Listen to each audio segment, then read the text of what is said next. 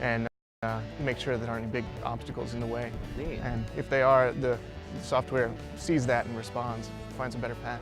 And then this is a much more complex device. It's really nice, called the TriDAR. This one's actually it can get bigger scans, like really detailed, nice 3D meshes, these 3D maps of the terrain around around the rover, and then it can choose the best paths through. So, bro, is this a test model or prototype? Yeah, exactly. It's kind of testing out an idea for how to do this kind of drilling and driving in these cold craters, dark craters on the moon. Like here?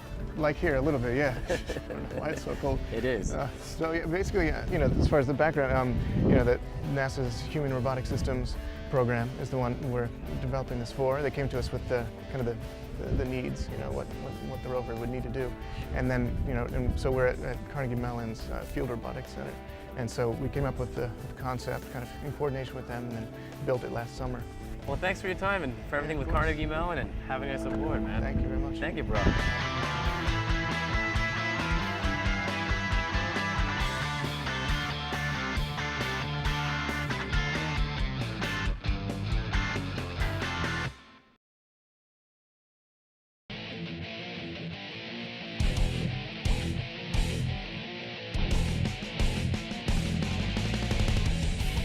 Check it out. You see some guys in spacesuits, but not all of these spacesuits are NASA spacesuits. Some of these suits are props. Right, props from a Hollywood prop house. Let me try to explain. All NASA spacesuits are pressurized, which makes them basically their own self-contained spacecraft. This pressurization is great when you're in a 1/6 gravity environment like the moon, but you don't need to have all the suits pressurized for this testing. So NASA had some unpressurized suits made in Hollywood. These suits are much lighter than the real suits, but can still help test ergonomics and ease of movement. A couple of other benefits of the Hollywood suit is that they'll be more comparable to the actual weight and feel of suits once an astronaut gets in 1/6 gravity. So astronauts will feel similar to the way it feels on the moon.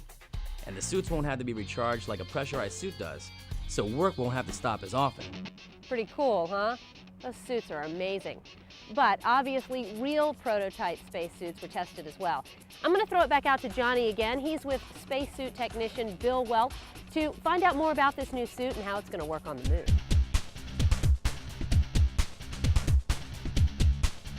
So, I just saw you in the field wearing the suit. Can we talk about the suit? Sure. The suits that we're running today were future lunar and Mars surface suits, test beds actually.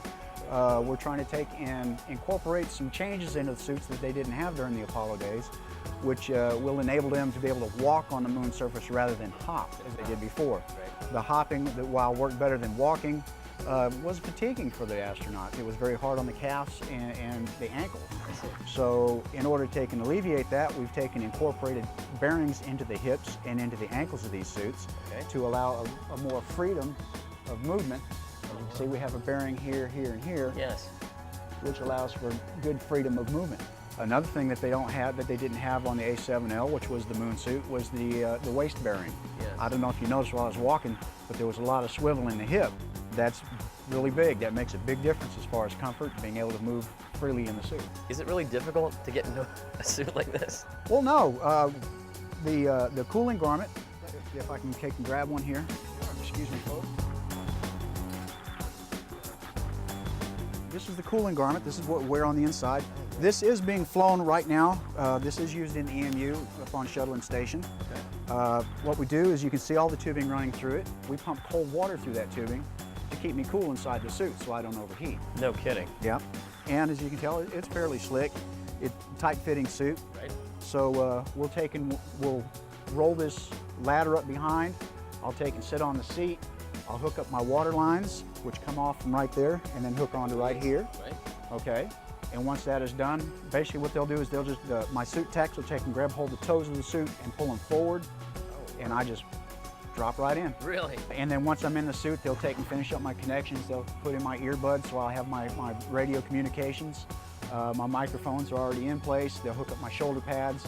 At that point, they'll close the back door, put on my gloves, get the airflow started, put on my helmet, pressurize me up, and out the door I go. So basically the concept of these suits is to be able to take and either leave them outside the vehicle and be able to put the back in. And we are just out here trying to provide the best product possible for the future of lunar surface and Mars surface exploration. So this is basically like your own little space shuttle. Indeed it is. It's our own little spaceship, just like the EMU out in space. Once they leave out of the airlock on the space station, they are in a spaceship. They have their telemetry, they have their batteries, they have their cooling, they have their air, they have everything.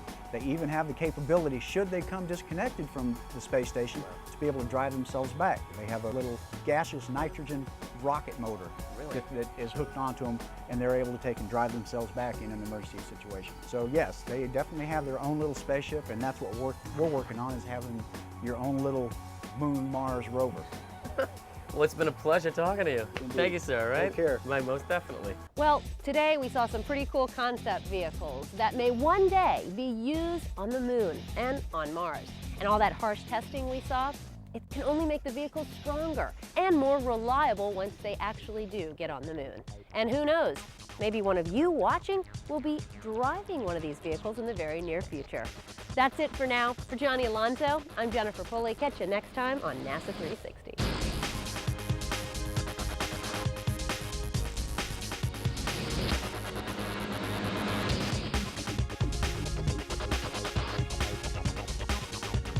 So we mentioned the athlete was vertical. We do it again? Yes, really. If we have to move heavy payloads or structures around, all we really need to do is surf the wet. Ugh. Some of these suits are props. Props from a Hollywood house out in... Do it again. Catch you next time on NASA 360. This is exactly the situation that... He's with a spacesuit technician to find out how these suits are going to work and on how they're going to work on the moon. Hey, how's it going? Let me ask you something. Have you ever taken a minute to think about how flawlessly everything must work when you go to?